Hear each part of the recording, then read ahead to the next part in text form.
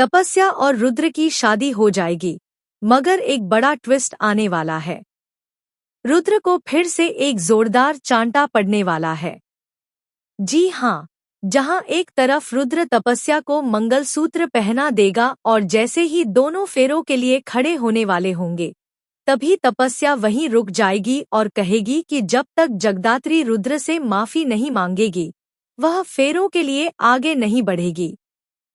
मगर तपस्या का यह सपना सपना ही रह जाने वाला है।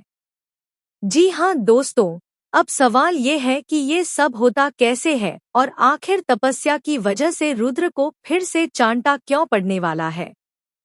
सीरियल में आपको देखने को मिलेगा कि रुद्र सबको अपने वश में करने की कोशिश करता है।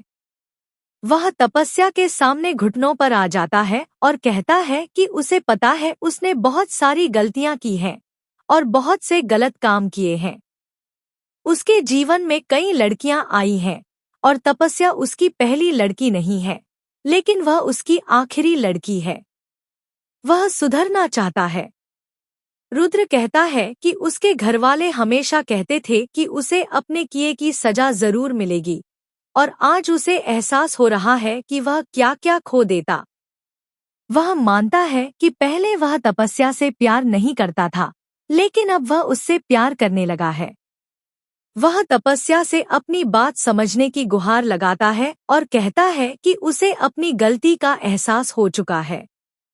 वह माफी मांगता है और वादा करता है कि आगे कभी ऐसा कुछ नहीं करेगा जिससे तपस्या को ठेस पहुंचे। इसके बाद वह जगदात्री के सामने भी माफी मांगता है और सच बताता है कि उसने खुद को आर्यन मल्होत्रा बताकर उससे मुलाकात की थी, जबकि उसका असली नाम रुद्र है। वह कहता है कि जो रुद्र पहले था, वह अब वैसा नहीं रहा।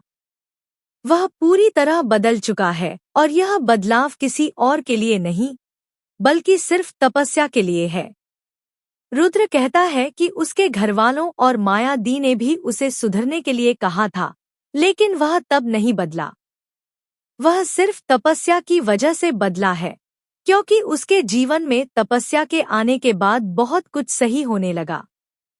वह माया दी से कहता है कि उनसे ही पूछ लिया जाए कि वह सच में बदल गया है। माया दी मान भी लेती है कि रुद्र में बदलाव आया है, लेकिन तभी तपस्या के पिता आगे आकर कह देते हैं कि उन्हें न तो रुद्र की माफी में कोई दिलचस्पी है और न ही उनकी बेटी को।